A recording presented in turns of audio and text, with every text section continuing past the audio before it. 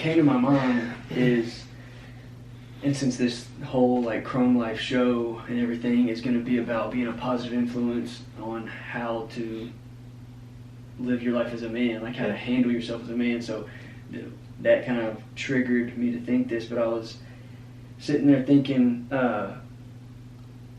one of the things that I don't think about very often, but that I realized over the years as I've gotten a little bit older, has helped me so much in like trying to be successful or trying to accomplish things, is just as much as you need to correct like mistakes or things that you don't do well.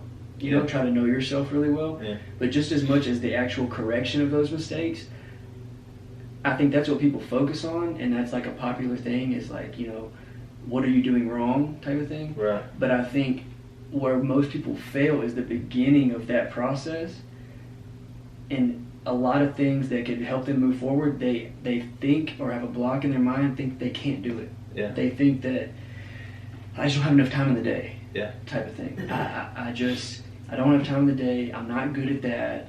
I'm not a smart person. I'm not, you know, so they kind of have these blocks, kind of like a good example, an easy example of someone saying, I just don't have time to work out. This is just an easy one for us to talk about, right? But I don't have time to work out. But yet, they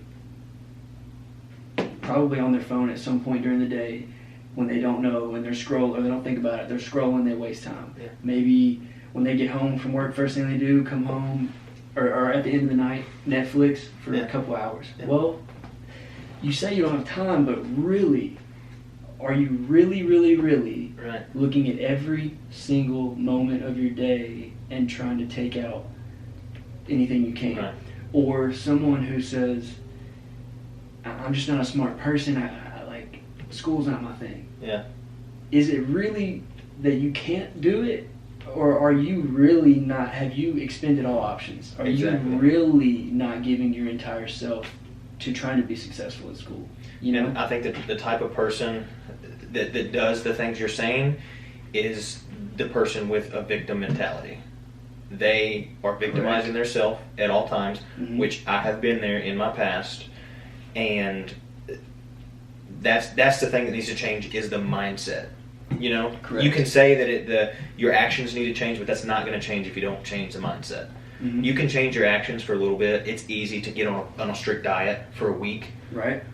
But if you're still mentally a victim, at the end of that week, well, I got this thing I got to go to this weekend. So I'm not going to be able to meal prep. I guess I'll restart, next Monday. You got to start on a Monday. You can't start on a Friday, Saturday, or Sunday. Right.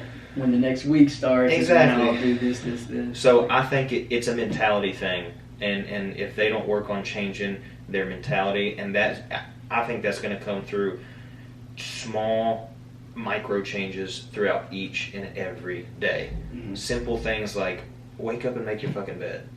You're starting your day for success. And I've seen a video long time ago. I believe it was a Navy captain was talking about. You've seen it? Yeah. He said, get up, make your bed, and then he said, if you have a horrible day, when you come home to go to sleep, you've got a nice clean bed made to get into. You don't have to make it. Exactly. You accomplish something the first part of your day. Yeah, he wrote a book, the same guy you're talking about. Really? I don't know if it was Navy SEAL or Marine or one of the two that was speaking at like was it a high school graduation or college graduation? Some type of gathering. I don't really remember exactly what it was. But yeah, great speech. Yeah. Probably millions of views on YouTube. If not, it should be. And he wrote a book, a very short book. What's it called? Make Your Bed. Make Your Bed. I'm going to read it. And yeah, it's a good book, and it's an easy, short read. I suggest it for anyone out there, especially if you need some motivation or, like that's your type of thing, is self-help, self-motivating. I'm going to have to read it. Books. It's a good book, and I agree with you. It's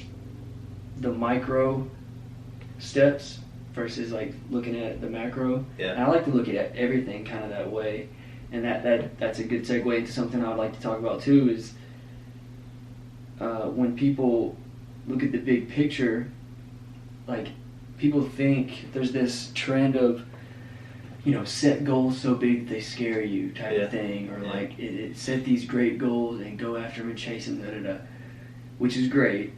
and it probably works for some people, but other people, I think, and depending on your personality, your mindset, whatever works for you, I think that scares people too much, and they start taking steps to what they think in their mind is the steps needed to get that big goal. Yeah. When really, there's a million rungs on that ladder, and the one that's right above you, you need to do every little small thing to get to that rung. Yeah.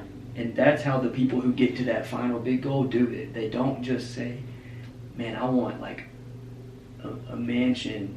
Exactly. How can I buy a mansion? Yeah. That's not, you need to figure out how you even have the income to buy a mansion, the credit score exactly to buy a mansion. And I think that's where it goes back to the mindset again, because you get in a mentality of, okay, I've set this goal, this massive goal, I'm gonna reach it, and I'm just gonna go for it.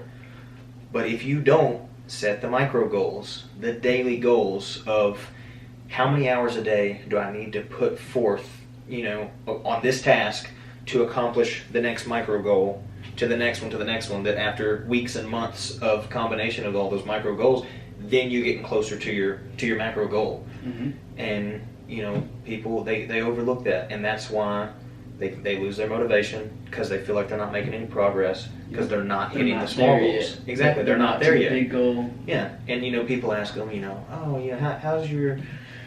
how's your fitness journey? How's that gym you were working out at or whatever? And they're like, they get demotivated because they're not where they want to be. And I wish I looked like this. Yeah. I'm still trying to. Yeah. I still need to lose a lot of weight. Exactly. And then instead of, or a good friend at that point, I feel like, is like, well, how much have you lost so far? Yeah. Or like, what have you, you look like you're working hard in here, or, like having a good circle. Surrounding yourself with solid individuals that push you.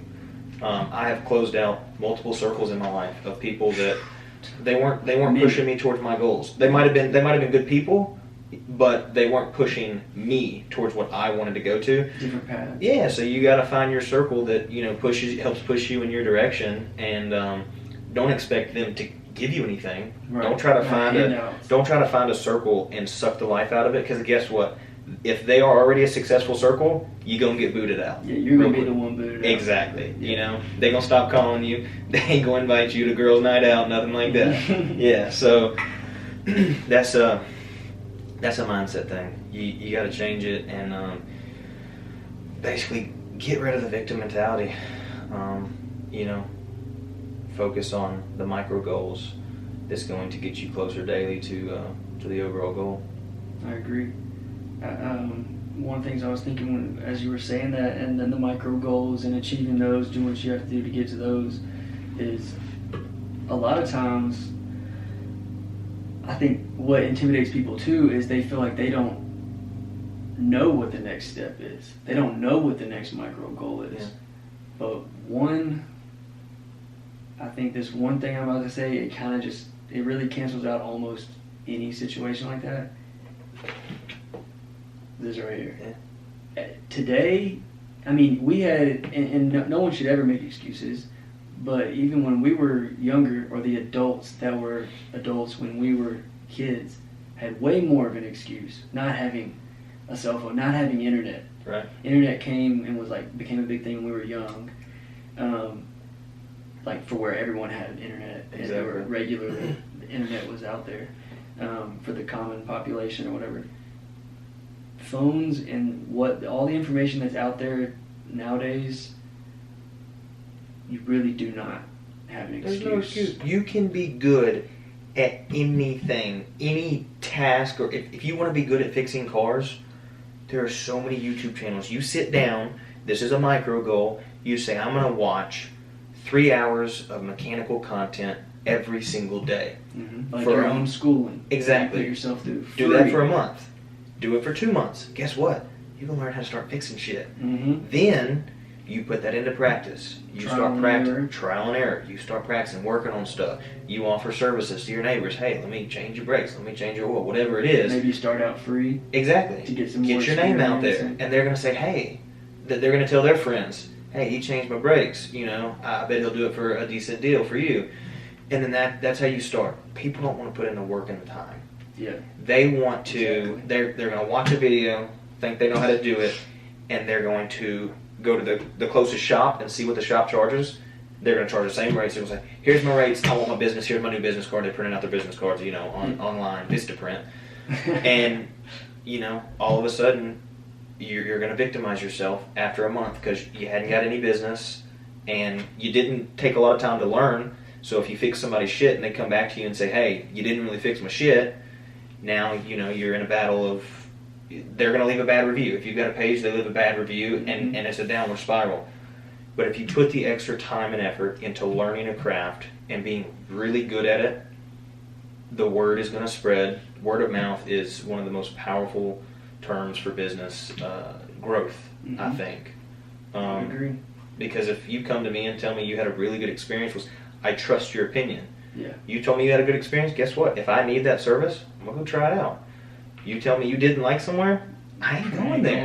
I'm not going to go try it out. And that's another thing too, so that's why every customer when you own a business matters so much, because that one word can get to another person who can tell it to another person, and then down the line, like that fourth person has had no experience with your business, but they're telling someone that they heard that someone had a shitty experience. And so, it's I don't know what the statistic is or whatever.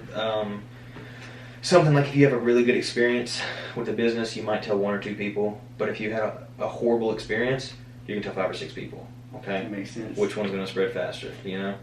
As humans, we remember the bad experiences more than the good, as literally a way that we've survived over years. Because when you remember the bad stuff back in the day, when there was actually like physical threats more than there is now, animals and everything else, you're going to remember where to go, where not to go, what animal is going to try to kill you, what's not, or whatever. That's like the most simplistic way of thinking of it. But it definitely applies today as well. Back in caveman days. So I got a question here that I'm going to end up asking everybody that comes on as a guest. And there's no right or wrong answer. It's kind of whatever from your experiences you think a good answer would be. And then we can kind of just spin off of that, and whatever convo we get into. So picture there's a young man in front of you. Could be any age. I mean, if one age makes more sense or helps you think of something quicker, that's fine. But generally, a younger man who has a long life ahead of him in front of you, and you have to give him a piece of advice.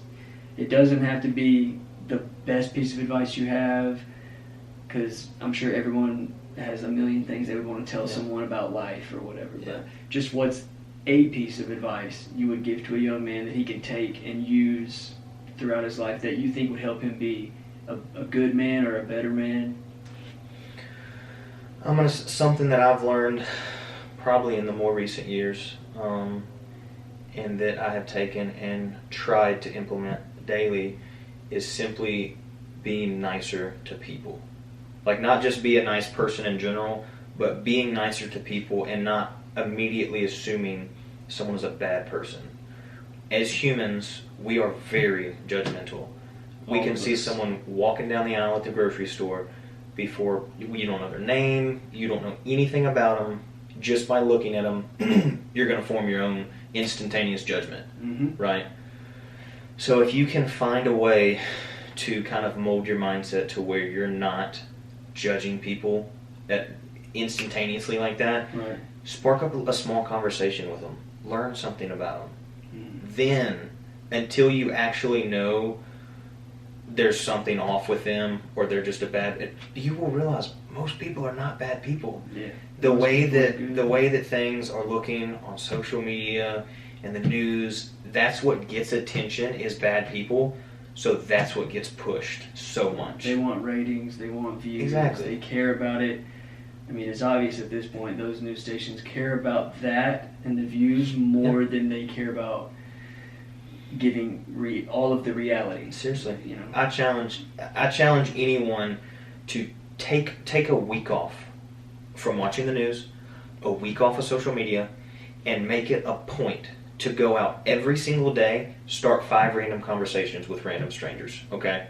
5 people a day for 7 days, okay?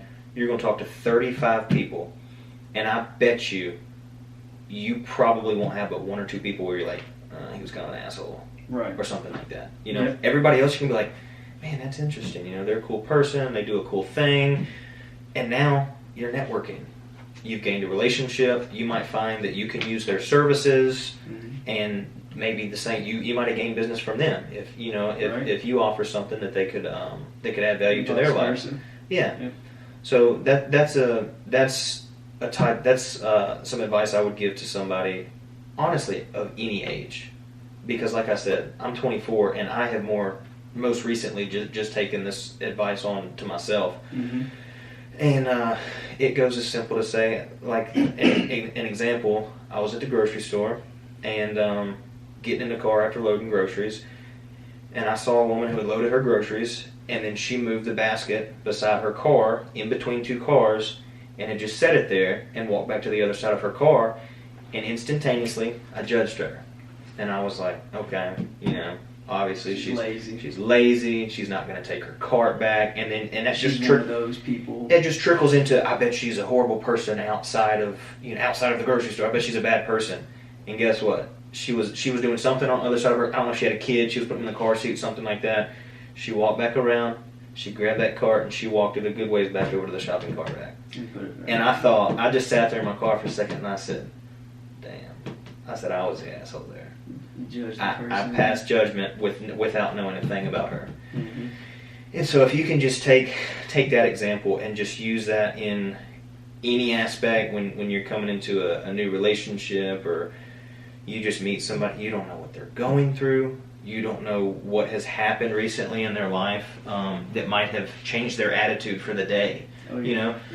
So just because someone might put on a front that they're not a nice person, don't pass judgment until you actually know if they're a nice person or not. Right. Judge them based on their merit. Yeah. And not anything on the outside. And I think a good thing to remember too is that all of us are always going to do that. So we're always going to judge a little bit from the outside, or we're always going to make assumptions, but like you said, not letting your mind go down that path of taking that as the truth for that person, because then, like we talked about, inherently we're going to judge our situations and our surroundings to protect ourselves. Every animal does that, but training your mind to not take that and run with it and that be the person's truth and have it affect the way you see them or talk to them or don't talk to them because of it or whatever. And sometimes even not talking to someone could be just as bad, like ignoring them or not giving them attention could be just as bad as having a confrontation with someone, because what if that person needed someone to be nice to them that day? Yeah. There was just saying it makes me like damn near get emotional, but there was a story one time I saw. And it was actually the night I first heard the story. The night I got saved in church. It was when I was a junior in high school. Man, this was not planned. I didn't think about telling this story. Nothing. It just came up. That's a good segue into it. I think it's a good point.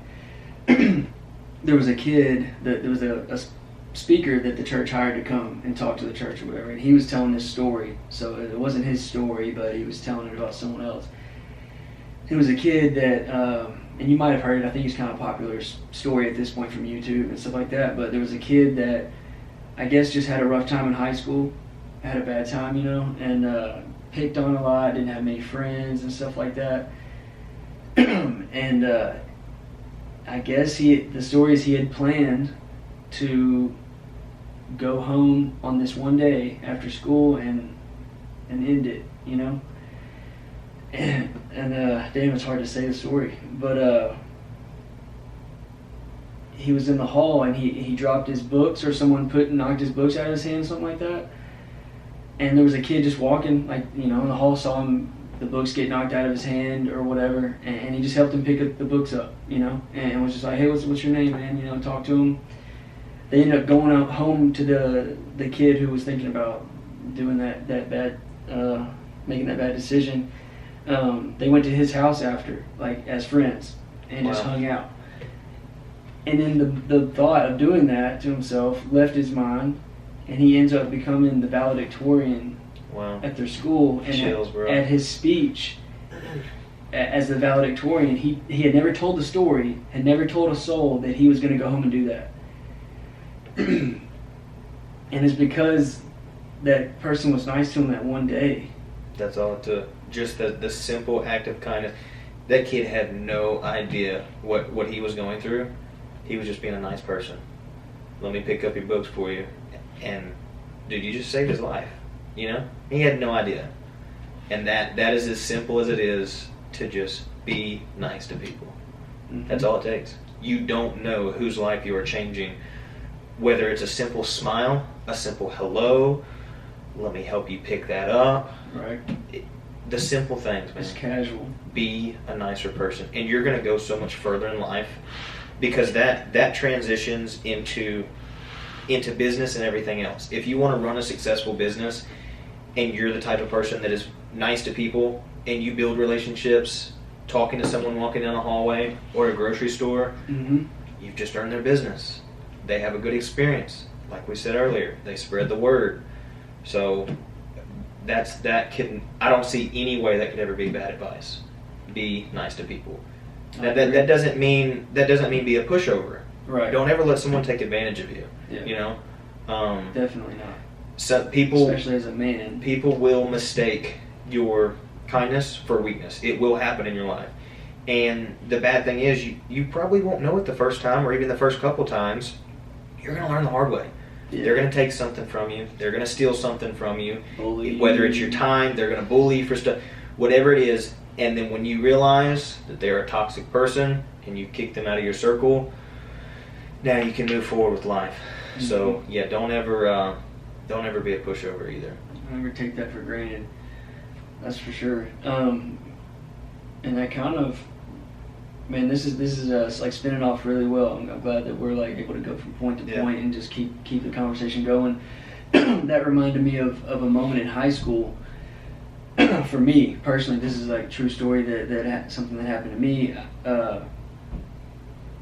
I was always of the mindset, even when I was in high school, I hated when people would try to bully other people. And I just inherently, I don't know if it's because I was raised a certain way or just had a good heart or something, and I'm not trying to like toot my own horn or whatever, but I just was never the kid who bullied other kids, you know? But with that being said, I kind of always had the mindset that had I run across something like that in high school, and I had like, I didn't fight all the time or get suspended a lot, but like, I was in a few fights in high school and stuff, you know, I wasn't afraid to fight type of thing, and I always had this mindset of, you know, just wait till I come across some stuff like that, you know, I'm going to beat the hell out of the dude if I see him, you know, bullying somebody or whatever, just something like that. Was there a point in your life where you got bullied or something? What instilled that into you? You know, I've never been physically bullied. Never, like, you know, the push you down on the playground and the beat you up type of bullied.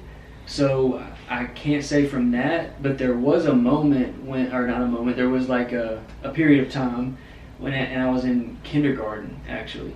So first year of school, right? And everybody's scared going the first year of school. Everybody's like, you know, what's it going to be like? You just have no idea at that point, at that age. You don't even know how to cope with like the stress or whatever. And I mean, I had friends and like I did okay. I've always done pretty okay with like meeting people, getting to know people. I had my friends, but there was a like group of kids, and it's so weird to say this for kindergartners. Like looking back, it's hilarious. But there was a group of kids, like 4 boys who like one of them got a leather jacket for like a gift or something, and then his friends got leather jackets. Like they thought it was just like cool or whatever. Yeah, literally like it looked like a little kindergartner biker gang or something. They all had leather jackets, and then they just made like themselves a group, like a clique, you know. And then it became, if you don't have a leather jacket, like, you know, you're not cool or you can't hang out with us or talk to us or whatever. And then they end up calling themselves, and it was nothing close to being this, but they end up calling themselves like a gang, right? And this is at what, 6 years old? Kindergarten. Bro. Yeah, 5, 6 years old. But anyways, it was led, the first kid with the leather jacket or whatever, by this kid named Parker. And it was, I just remember, so my only experience really with bullying was just, I remember like thinking like, dang, those jackets are cool, or like, those guys are cool, like I want to do that, but I didn't have a leather jacket. Right. And I would like, I just remember probably 2 times, like a couple times, asking them like, hey man, can I want to be part of the group, or let me like hang out, or those jackets are cool, or whatever. And they were just completely like no, like you're not cool, you can't, you don't have a jacket, you're not cool, whatever their reason was. Who knows if they thought I wasn't cool, or if it wasn't because I didn't have a jacket, or they just wanted to make themselves feel cooler, whatever. I don't really know the reason, but I mean, I guess that would be my only experience with like bullying, in a sense. Not really bullying. I wouldn't call it that, or I've never thought about it as if I got bullied. Yeah. But it definitely didn't make me feel good. It made me feel like an outcast type of thing. So you feel like that's kind of where that mindset stemmed from? Maybe. Because when I think back, I don't really have any other experiences. And very soon after that Parker guy, like a year or 2 later, like wanted to be my friend. You started playing more sports as you got older, and I was good at sports, and it became natural for me to fall into like the more popular crowds. And then he wasn't good at sports, and it was like he wanted to be my friend. Things changed, yeah. Yeah, and I remember then too, like I kind of getting chills, but actually like having the choice then of like, do I be friends with this guy who didn't want to be friends with me? Right.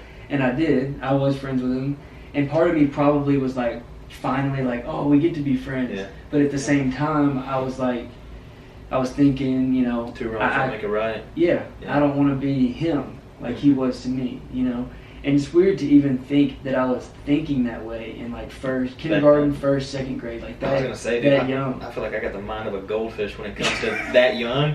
I can remember. I mean, there's definitely some elementary school memories that I could probably bring up, but remembering a bunch of detail back then, no. Man. I think a lot of them get tossed, tossed, and then unless it's like a learning moment or something that really made you think about something. It had to be something significant. To remember back that far.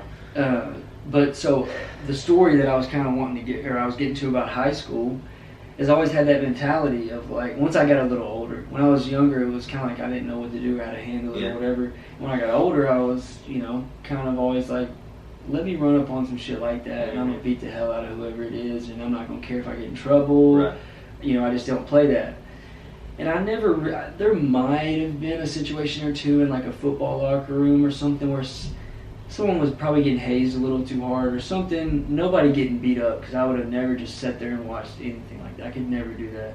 But where I probably just told someone, hey bro, chill out, like stop fucking with him or whatever. So that probably happened a few times. Nothing drastic, nothing where anybody really got hurt.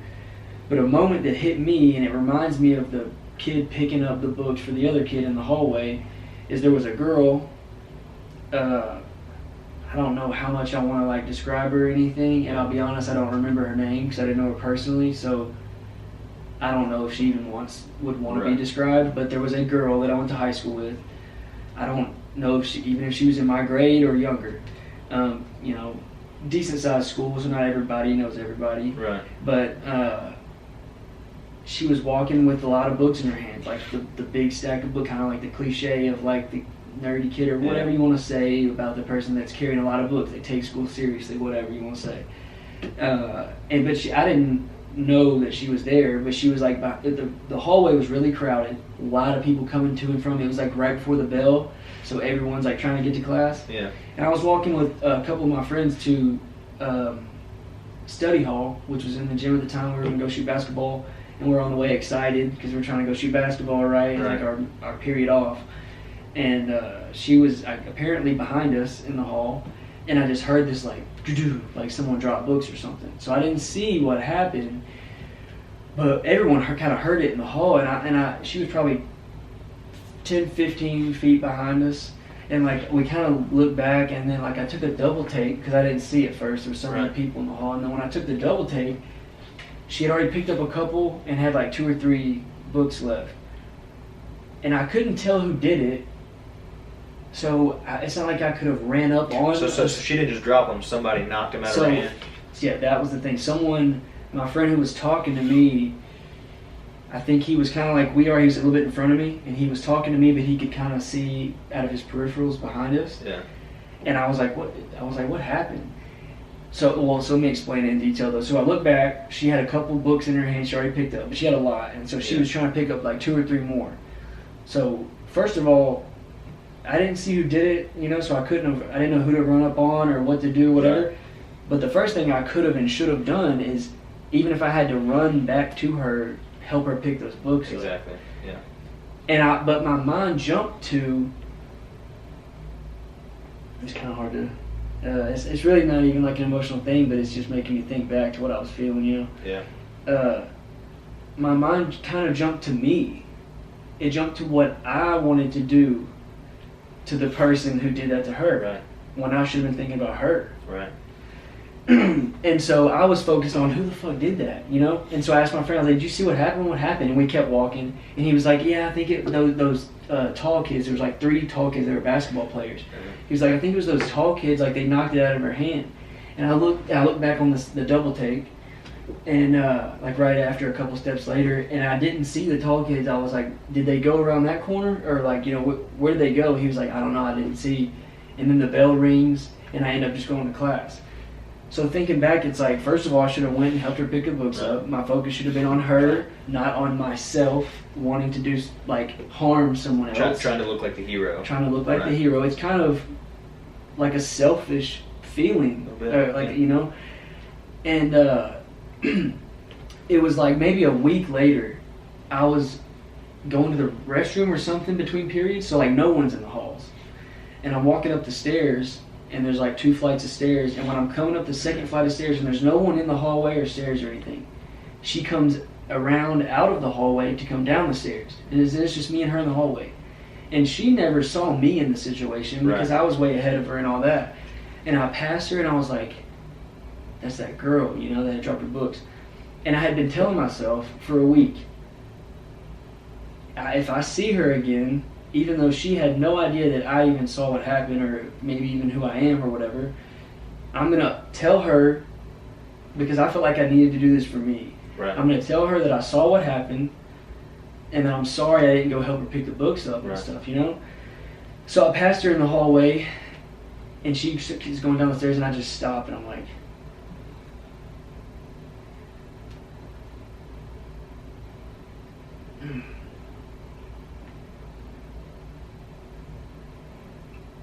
like nervous. Yeah.